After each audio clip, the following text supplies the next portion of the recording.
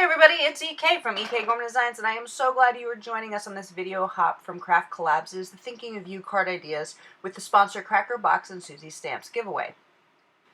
I absolutely have the pleasure of playing today with the Crackerbox and Suzy Stamps stamps. I'm playing with the Adults and Bad Ideas Sentiment stamps and the Bear and Penguin focal stamp. And I've stamped out actually the focal stamp twice onto a piece of heavy-duty cardstock because I'm actually making 2 cards for the price of 1 in this. But to color them, I'm actually doing the exact same thing with my Copics because it's actually, believe it or not, incredibly simple coloring that I'm doing, despite the image being so adorably cute, because both images basically need highlights of white. It's super simple, and I didn't want to do anything drastic or crazy to make these. Yeah, to the simple coloring. When I'm coloring something like the polar bear, my favorite colors to use are B63, B60, and Colorless Blender. And while it looks incredibly blue at the moment, once you add everything else to the project, the bear doesn't look blue at all. In fact, the coloring kind of blends perfectly into the background. Now, I'm sure you're wondering, what does a bear, a penguin, and 2 snarky sentiment stamps have to do with thinking of you? Well, actually, when I send my friends thinking of you cards or send them get well cards, I almost exclusively send them snarky cards, which is one of the reasons I'm so excited to be working with these stamps today. Because I figured if I'm going to be saying I'm thinking of you, I actually want to make them laugh. I don't just want to be like, oh, EK made me a card. No, I want them to actually chuckle a little bit, and I think these sentiments are perfect for that.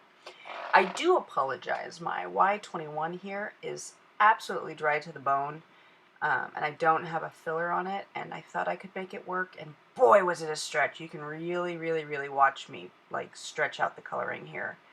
The good news is the symbols being circular have some weird highlights. Now, with the bear, I said I did a white or a blue combination of blues for the whites. For the penguin, I'm doing a combination of yellows. And it's that same idea of the Y000, Y00, and Colorless Blender.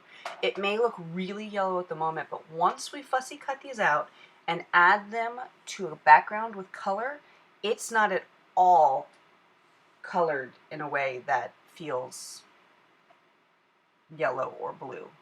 Now for my background, I decided I wanted to go with some Distress Oxide blending, and I wanted to do on the first one some ombre colors. I pulled out Black Soot, Chip Sapphire, Stormy Weather, and Speckled Eggs. Now my Stormy Weather is the most saturated. It's brand new, and it is so saturated and filled it doesn't take any effort. My Speckled Eggs, I love this new color, and I absolutely adore how it blends into Stormy Weather. I think it leaves all the green out and becomes this really gorgeous gray almost. In the same way that I always think of Stormy Weather being gray, I think of Speckled Eggs being gray. And I know neither of them are quote-unquote gray, but for me that feels that way. Now I know the dark ground seems kind of ominous and dark, so I'm going to take a little bit of glitter paste. This is a Heidi Swap paste. It's older than dirt. I'm trying with the new years to use products I have laying around, but I don't necessarily use all the time. And this is fun because it actually is meant to go through stencils like this. And it's got a little bit of sheen and sparkle. And if I was smart and let things dry, I wouldn't have that smear.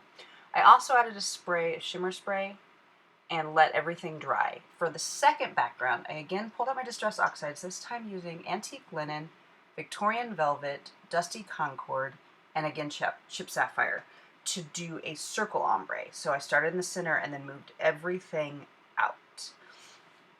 It looks like a hot mess. I'm not gonna lie. Like for the next several seconds, this whole thing looks like a hot mess.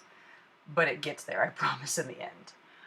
Yes, I am using my magnetic board here.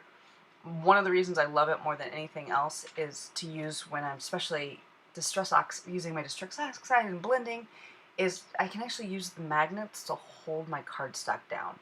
I am notorious for getting my fingerprints into things, and by using my magnets to hold everything down and sturdy things, I find I'm not getting my fingerprints into the work. So you'll see here, okay, absolute hot mess. We're all going to agree that. However, it's starting to come back, sort of. I don't know, it actually kind of looks like a rose at the moment, but it gets better, I promise. So you can see how the edges are starting to work out nicely. Now we're going to bring in the Victorian Velvet, which, by the way, if you're curious, that's my hands down favorite color of the Distress Oxides. Don't ask, I don't know, it is.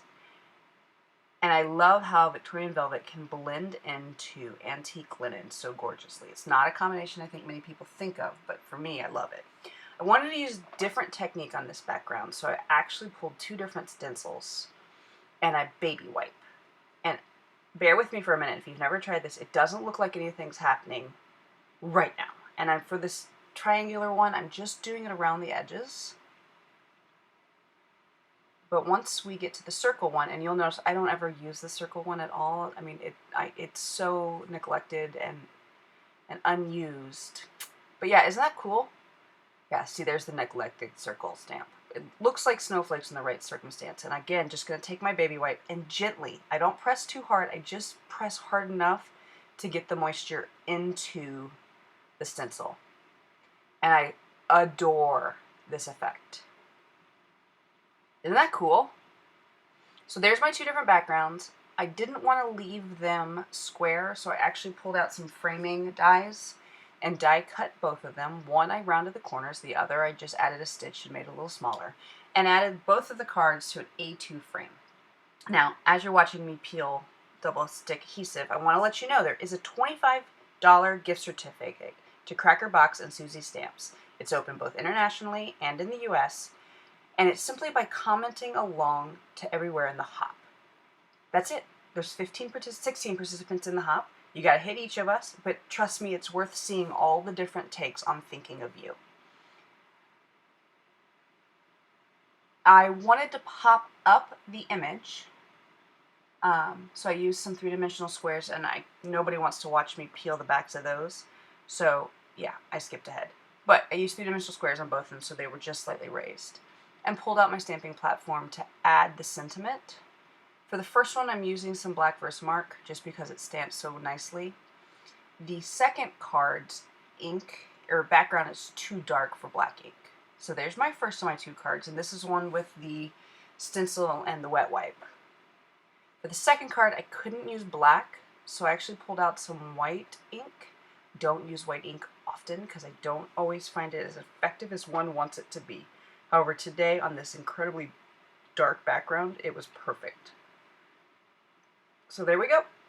Now, there's the second card, and this is the one with the sparkle paste pushed through the stencil.